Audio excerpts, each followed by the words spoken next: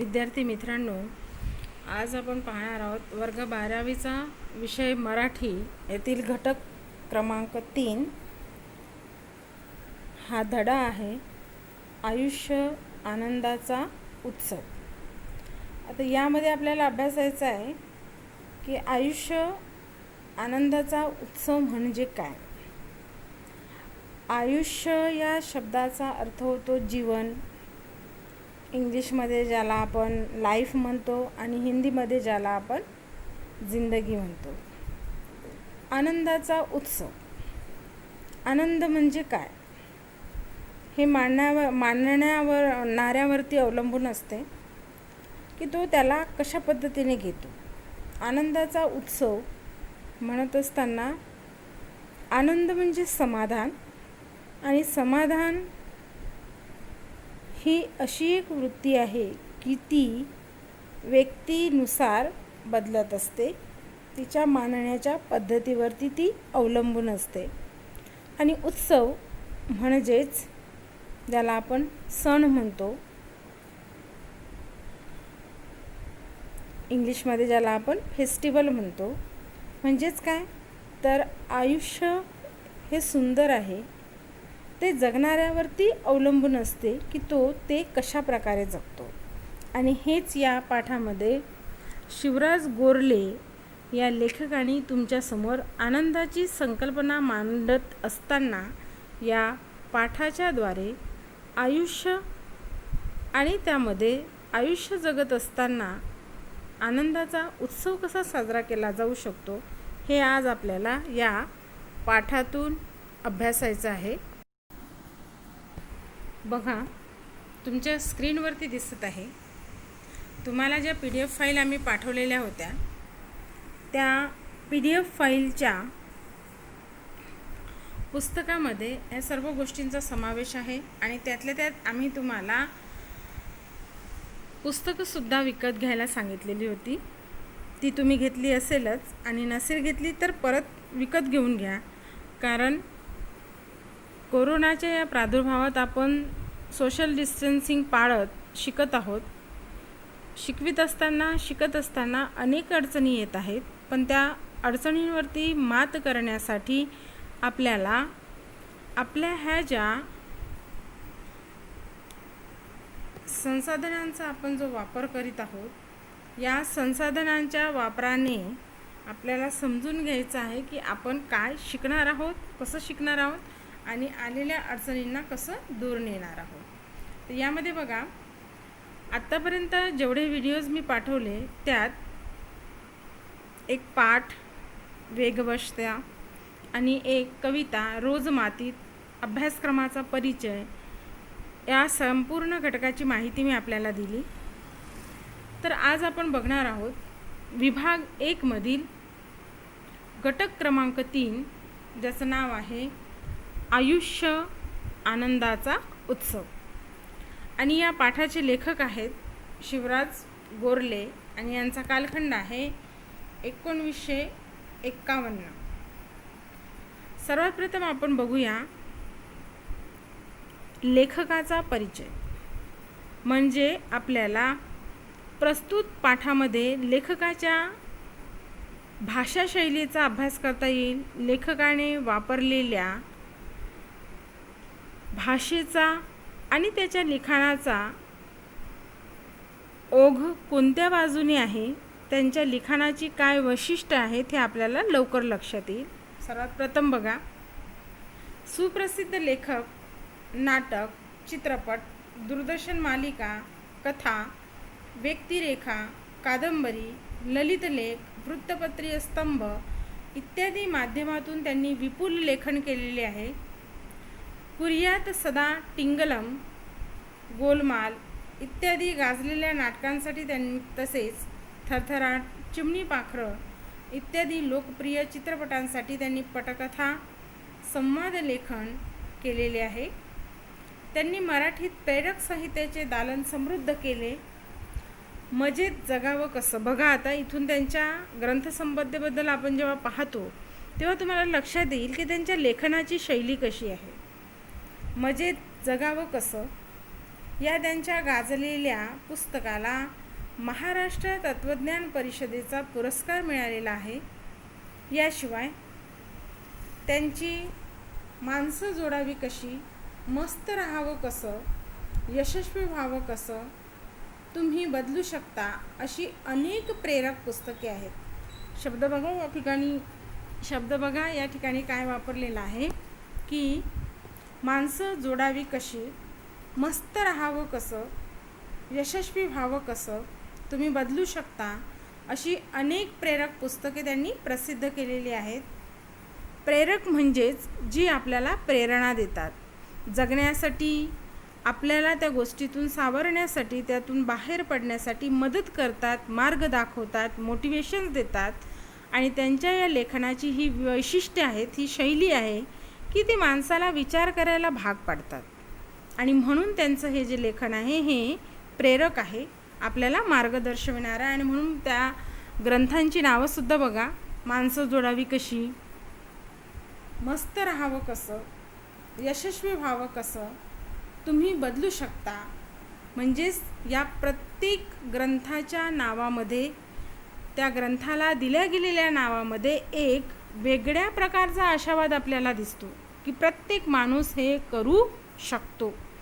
आपल्याला समाजात अशी बरीच माणसं भेटतात की जी तुम्ही काही चांगलं करीत असाल तर अशा वेळेस तुझ्याच्याने होणार नाही, तू हे करूच शकणार नाही, तुला हे जमूच शकणार नाही असं म्हणणारी माणसं आपल्याला भेटतात.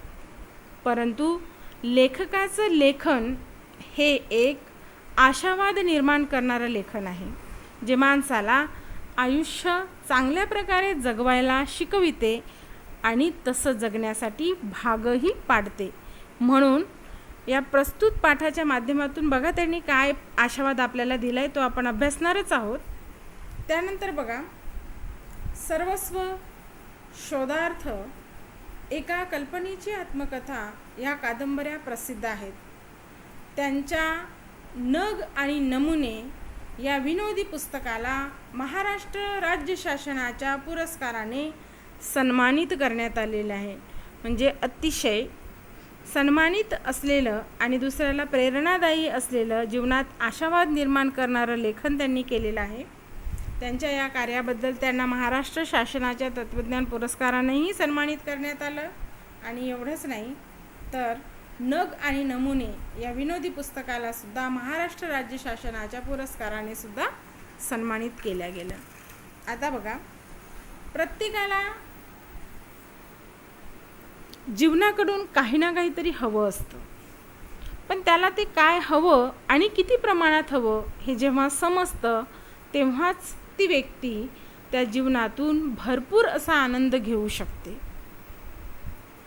परंतु जे जे हवं ते मिळालं म्हणजेच आनंद मिळतो, जे हवं ते मिळालं म्हणजेच समाधान मिळते असं नाही. ते त्या व्यक्तीच्या मानण्यावर, त्याच्या वृत्तीवर, त्याच्या घेण्यावर ते अवलंबून असते. आणि म्हणून हेच सांगत असताना पाठाची मध्यवर्ती कल्पना आपण बघूया की ज्यात लेखक काय म्हणतात बघा. प्रत्येकाला आनंद हवा असतो. बघा, प्रत्येक शब्दाकडे लक्ष द्या, कारण या पाठाच्या माध्यमातून तुम्ही, मी त्या पाठात कुठेतरी दिसतो. ज्याप्रमाणे मी शिकवित असताना नेहमी उदाहरणं देते की चित्रपट हे समाज मनाचं प्रतिबिंब असतं, समाज जीवनाचं प्रतिबिंब असतं.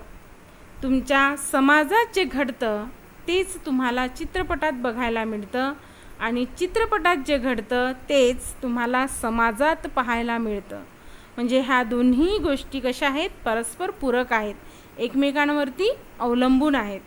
हेच सांगत असताना शिवराज गोरले लेखक म्हणतात बघा की प्रत्येकाला आनंद हवा असतो, कारण जगात असा एकही माणूस तुम्हाला भेटणार नाही की ज्याला दुःखात राहायला आवडेल, ज्याला नेहमी सडूसारखं तोंड करून राहायला आवडेल. प्रत्येकालाच वाटतं की माझ्या आयुष्यात आनंद यावं, समाधान यावं, मला खुशी मिळावी, मला आनंद मिळावा. आणि म्हणून लेखक म्हणतात की प्रत्येकाला आनंद हवा असतो, परंतु बऱ्याचदा आनंद म्हणजे काय आणि तो कसा मिळवायचा हे उमगत नाही म्हणजे समजत नाही.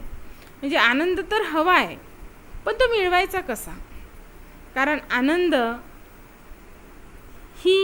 अशी एक वस्तू आहे जी मिळवावी लागते, ती सहज मिळत नाही, किंवा बाजारात जाऊन आपण ती पाव किलोभर विकतही घेऊन आणू शकत नाही. आणि म्हणून लेखक म्हणतात की आनंद तर हवा आहे, परंतु हवा असलेल्या या आनंदाला आपण मिळवायचं असते. मग तो मिळवायचा कसा हेच आपल्याला समजत नाही, आणि म्हणून आपण आपल्या आयुष्यामध्ये आनंद गमावून बसतो.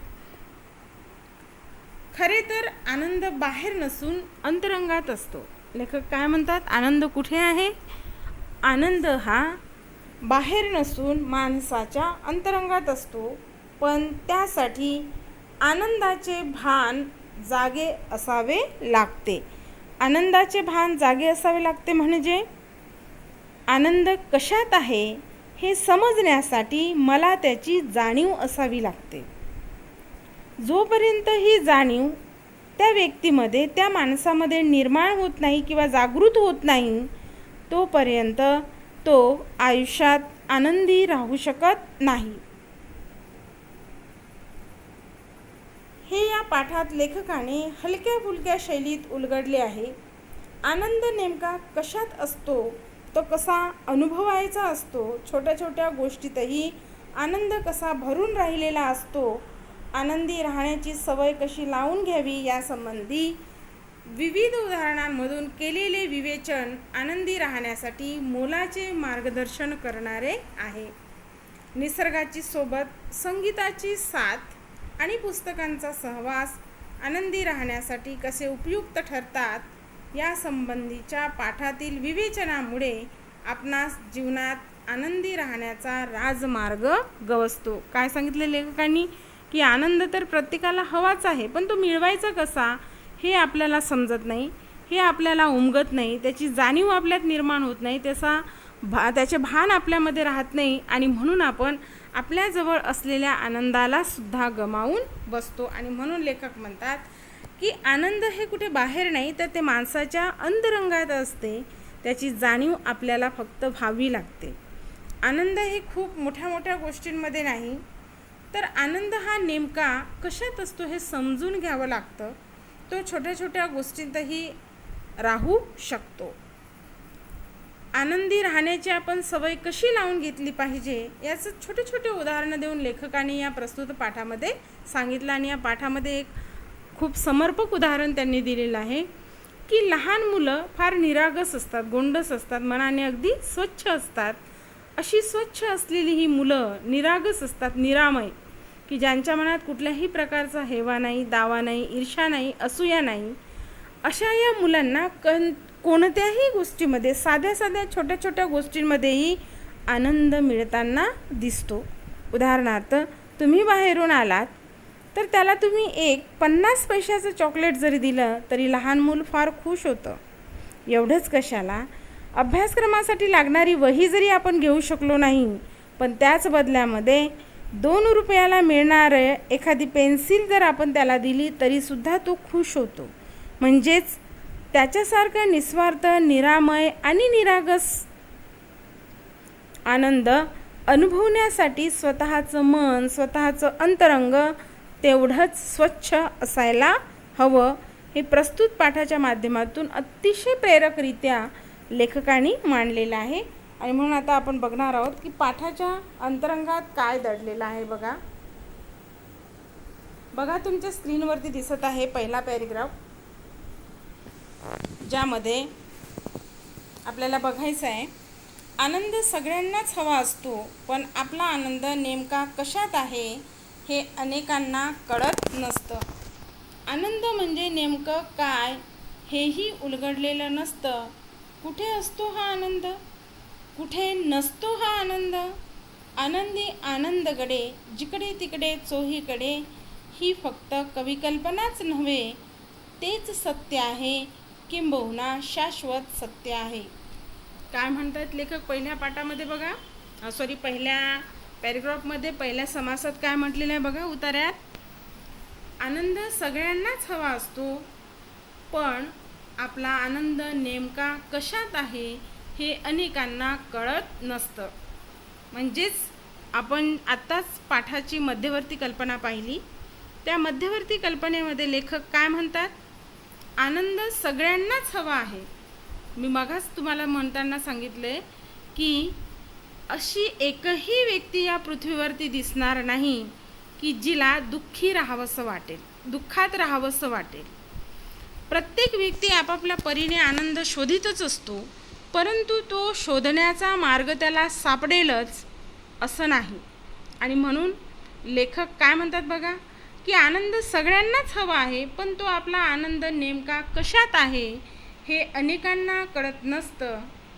आनंद म्हणजे नेमकं काय हेही उलगडलेलं नसतं. उलगडले म्हणजे उकलणे, खुलं होणे, मोकळं होणे, दुसऱ्यांच्या समोर स्वच्छपणे येणे. सांगताना काय म्हटले? आनंद तर हवा आहे मला, पण तो माझा नेमका कशात आहे मला हेच समजलेलं नसते, मला हेच उलगडलेलं नसते, याची जाणीव मला झालेली नसते. आणि म्हणून कुठे असतो हा आनंद? लेखक प्रश्न करतात आपल्याला की आनंद आनंद म्हणजे काय आणि कुठे असतो, कुठे नसतो हा आनंद, म्हणजे तो कुठे नाही आहे. आनंदी आनंदगडे जिकडे तिकडे चोहीकडे. म्हणजे काय म्हटलं लेखकांनी? की आनंद हा सर्वत्र भरून दिसतो आपल्याला. आपल्या सर्व ठिकाणी अवतीभोवती चारही बाजूला आनंदाने काठोकाठ भरलेलं आयुष्य आहे. परंतु पहिल्याच ओळीत म्हटल्याप्रमाणे की तो हवाय सगळ्यांनाच, परंतु तो नेमका असतो कुठे हे आपल्याला मात्र माहिती नाही. ज्याप्रमाणे मृग जे हरिण आहे, काळवीट ज्याला म्हणतो आपण, या मृगाच्या नाभीमध्ये म्हणजेच त्याच्या बेंबीमध्ये काय दडलेले असते? कस्तुरीचा सुगंध असतो, कस्तुरी दडलेली असते. पण त्याला त्याच्याबद्दलची जाणीवच नाही की त्याच्या नाभीमध्ये ती कस्तुरी आहे. तो त्या कस्तुरीच्या येणाऱ्या सुगंधाचा पाठलाग करतो आणि इतरत्र सर्वत्र त्या सुगंधाच्या शोधामध्ये, त्या कस्तुरीच्या शोधामध्ये सैरावैरा पळत सुटतो. माणसाचंही तसंच आहे की त्याला आयुष्याकडून आनंद हवा आहे. तो खुश राहण्याचा, आनंदी राहण्याचा आटोकाट प्रयत्न करतो, पण त्याचा आनंद कशात आहे हेच त्याला माहिती नसतं. आणि म्हणून तो त्याच्या आनंदापासून कुठेतरी कोसो दूर राहतो. आणि म्हणून लेखक म्हणतात की कशात असतो हा आनंद, कुठे नसतो हा आनंद. म्हणजे प्रश्न दोन्ही विचारलेत बघा, की आनंद कशात आहे आणि तो कुठे नसतो. या गोष्टींची जाणीव जर आपल्याला झाली, त्या गोष्टी जर आपल्याला समजल्या, तर आपण आयुष्याकडे एक उत्सव म्हणून, एक आनंदाचा क्षण म्हणून निश्चित बघूया. आणि म्हणून ते उदाहरण देतात बघा, की आयुष्याच्या सर्वच ठिकाणी आनंद दडलेला आहे. आनंदी आनंदगडे जिकडे तिकडे चोहीकडे. ही बालकवींची असलेली ही जी कविता आहे, या कवितेच्या समर्पक ओळी येथे लेखकाने मांडलेल्या आहेत. आनंदी आनंदगडे जिकडे तिकडे चोहीकडे, वरती खाली मोद भरे. म्हणजे काय म्हटले त्यांनी? की तुम्ही म्हणाल तिथे तुम्हाला आनंद दिसतोय. लेखकांनी पहिल्याच उतार्यामध्ये दोन प्रश्न निर्माण केलेत. पहिला, कुठे असतो हा आनंद आणि कुठे नसतो हा आनंद. असतो आणि नसतो या दोघांच्या असण्या नसण्याच्या अंतराला जर आपण समजू शकलो, तर प्रत्येक व्यक्तीच्या आयुष्यामध्ये आनंद हा आपोआप काठोकाठ भरून वाहू शकतो. आणि म्हणून लेखक म्हणतात की तुमच्या अवतीभोवती चारही बाजूला तुमचं जीवन जे व्यापलेलं आहे, तुमचं जीवन जे पसरलेलं आहे, या चारही बाजूला तुमच्या आयुष्यात पावलोपावली, क्षणोक्षणी आनंद हा दडलेला आहे, आनंद हा पेरलेला आहे तुमच्या चारही बाजूला. चोहीकडे म्हणजे चारही बाजूला आनंद हा पेरलेला आहे. ही फक्त कविकल्पना नाही आहे, तर तेच सत्य आहे. म्हणजे बालकवींनी कविता लिहिली म्हणजे ते कल्पनेतून लिहिलेली नाही, तर त्याला कुठेतरी वास्तवाची काही जोड आहे. की तुमचा हा जो आनंद आहे, ज्या आनंदाला तुम्ही शोधत आहात, हा आनंद तुमच्या अवतीभोवतीच तुमच्या चारही बाजूला चहूकडे अगदी हाकेच्या अंतरावर, अगदी हात पसराल इतक्या अंतरावरती तो तुमच्या अवतीभोवतीच असतो. परंतु हे सत्य आपण अजून तरी स्वीकारलेला नाही. आणि म्हणून लेखक म्हणतात की इकडे तिकडे चोहीकडे आनंदी आनंदगडे, हे जे लेखकांनी बालकवींनी मांडलेली ही जी कल्पना आहे, ही केवळ कल्पना नाही, ही केवळ म्हणजे सत्य नाही, तर ते शाश्वत सत्य आहे. शाश्वत म्हणजे जे कायम टिकाऊ स्वरूपाचं आहे, जे कधीही नष्ट होत नाही, नश्वर नाही, जे नष्ट होत नाही, काळानुसार बदलत नाही, तर ते अंतिम असते. असं हे जे शाश्वत सत्य आहे, हे शाश्वत सत्य माणसाला आनंदी ठेवण्यास भाग पाडत असते. आणि म्हणून काय म्हटलंय की आनंद हे तुमच्या चारही बाजूला पसरलेलं दिसते, परंतु तो आनंद घेत असताना आपण त्या आनंदाला ओळखू शकत नाही, समजू शकत नाही, त्याला उलगडू शकत नाही, किंवा माझा आनंद कशात आहे मला हेच माहिती नाही, आणि म्हणून मी त्या आनंदाच्या शोधात फिरत असतो. बघा दुसऱ्या उतार्यामध्ये लेखक काय म्हणतात, आनंदाची गंमत अशी आहे की तुम्ही शोधू लागलात की तो दडून बसतो. बघा काय म्हटले त्यांनी, आनंदाची गंमत अशी आहे की तुम्ही शोधू लागलात की तो दडून बसतो, पकडू गेलात की हातातून निसटतो. आनंदासाठी जितका आटापिटा कराल तितका तो हुलकावण्या देतो. जितका सहजपणे घ्याल तितका आनंद सहज प्राप्त होतो. आनंद असतोच, तो अनुभवता मात्र यावा लागतो. बघा काय म्हटले लेखकांनी, आनंदाची गंमत अशी आहे. म्हणजे काय आहे आनंदाची गंमत, की तुम्ही शोधू लागलात की तो दडून बसतो. म्हणजे जर मला माझ्या आयुष्यात आनंद हवा आहे आणि मी जर त्याच्या शोधार्थ बाहेर पडले, मी ते शोधायला बाहेर पडले, तर तो दडून बसतो, लपून बसतो. ज्याप्रमाणे आपण लहानपणी काय खेळतोय, रेस अँड टिप, ज्याला लपाछपी म्हणतो आपण. हा लपाछपीचा खेळ म्हणजे आपले सवंगडी लपतात आणि ज्याच्यावरती राज्य आहे, ज्याच्यावरती डाव आहे, तो काय करतो, त्या डावाची पूर्तता करतो, तो आपली त्या डावामधील असलेले राज्य तो देतो, ज्याला आपण आपल्या गावठी भाषेमध्ये गण म्हणतो. ही गण जेव्हा देत असताना आपले सगळे सवंगडी जेव्हा इतरत्र आसऱ्याने लपतात, त्यावेळेस आपण त्यांना शोधायला जातो. ते दडून बसलेले असतात. खूप वेळपर्यंत आपण शोधत असलो आणि एकही सवंगडी जर आपल्याला मिळाला नाही, आपल्यावरची गण दुसऱ्यावरती गेली नाही, की आपल्याला त्याचं वाईट वाटतं, दुःख होतं, राग येतो आपल्याला. आणि यामधूनही आपल्या खेळण्याचा जो आनंद आहे, तो खेळण्याचा आनंद आपण गमावून बसतो.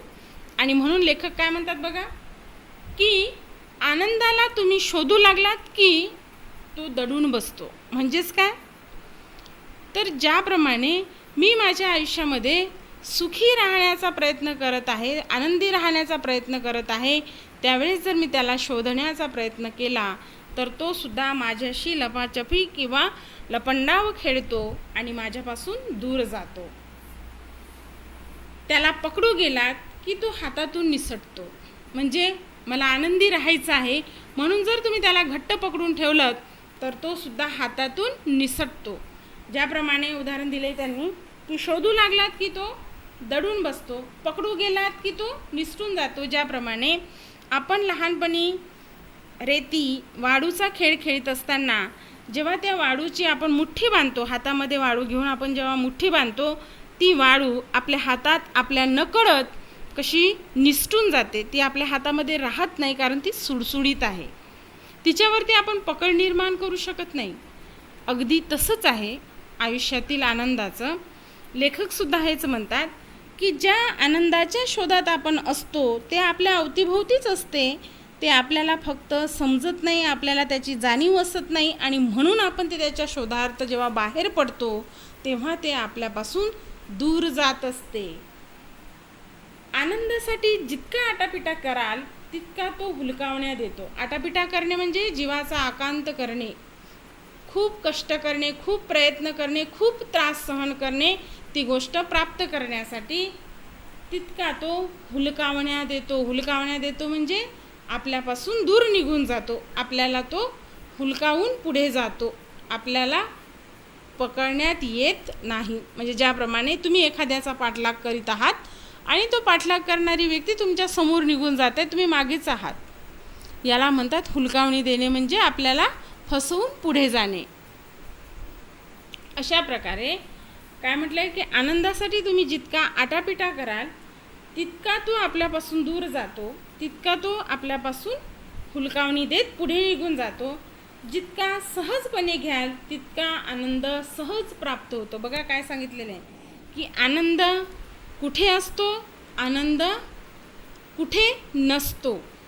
जेव्हा मिळवायला जातो तेव्हा तो आपल्याला मिळत नाही, पकडायला जातो आपल्या पकडीत येत नाही, आणि जेव्हा त्याचा आटापिटा करतो की मला आता आनंदीच राहायचं आहे, तर आनंद मिळवण्यासाठी जेव्हा मी खूप धडपड करतोय, मी खूप त्रास सहन करतोय, जीवाचा आटापिटा करतोय, म्हणजे माझ्या जीवाला, माझ्या शरीराला मी अतोनात यातना देऊन कष्ट करून तो मिळवण्याचा प्रयत्न करतो, परंतु तो आनंद मला हुलकावणी देऊन माझी फसगत करून माझ्यापासून काय होतोय, दूर जातो. आणि म्हणून लेखक म्हणतात की त्याला जितकं तुम्ही प्राप्त करण्याचा प्रयत्न कराल तितका तो काय करेल, तुमच्यापासून दूर जाईल.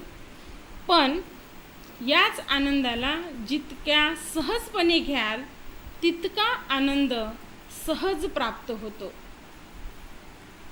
आनंद असतोच, तो अनुभवता मात्र यावा लागतो. म्हणजेच काय म्हटलं लेखकांनी की आनंद मिळवण्यासाठी तुम्ही जीवाचा जितका आटापिटा कराल, जीवाचा जितका आकांत कराल, जितका त्रास, जितके कष्ट सहन करणार, तेवढाच तो तुमच्यापासून काय होतोय, दूर जातो, हुलकावण्यात येतो. पण तुम्ही जर आनंद मिळवण्यासाठी अगदी सहजपणे घेतलं, अगदी सहजतेने आयुष्यात आनंद मिळवण्याचा प्रयत्न केलात, तर या सहजतेला नक्की यश येतं आणि आयुष्य तुमच्या अवतीभोवती असलेल्या आनंदाने भरून जातं, उत्सवाने भरून जातं. आणि म्हणून लेखक म्हणतात की आनंद असतोच, आनंद हा आयुष्यामध्ये असतोच, फक्त तो अनुभवता यावा लागतो आणि त्याला आपण आनंद कसा मिळवायचा हे समजून घ्यावं लागतं. तर आजच्या या व्हिडिओमध्ये आपण पाहिलेलं आहे विभाग 1 मधील शिवराज गोरले यांचा आयुष्य आनंदाचा उत्सव या पाठातील मध्यवर्ती कल्पना, लेखकाचा परिचय आणि उतारा पाहिलाय. पहिल्या उतार्यामध्ये ते सांगतात की आनंद म्हणजे काय, तो कसा असतो आणि त्याच्याबरोबर आपलं कसं नातं असतं याबद्दलची संकल्पना त्यांनी मांडली. आणि दुसऱ्या उतार्यामध्ये ते म्हणतात की आनंदाची एक गंमतच आहे, तो मिळवण्यासाठी जेव्हा आपण जीवाचा आटापिटा करतो तेवढाच तो आपल्यापासून हुलकावण्या देऊन दूर जातो.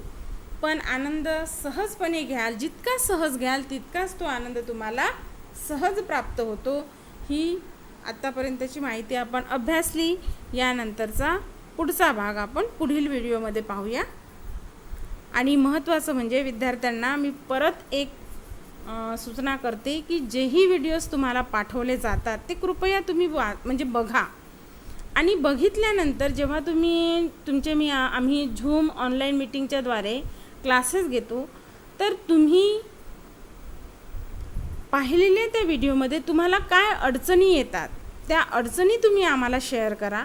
तुम्ही त्या झूम ऑनलाईन मीटिंगमध्ये स्क्रीनवरती दिसत असतात तेव्हा तुम्ही विचारा, तुमच्या त्या प्रश्नांचं आम्ही निरसन करूया. ठीक आहे. तर या पाठाचा पुढील भाग आपण नंतरच्या व्हिडिओमध्ये पाहूया.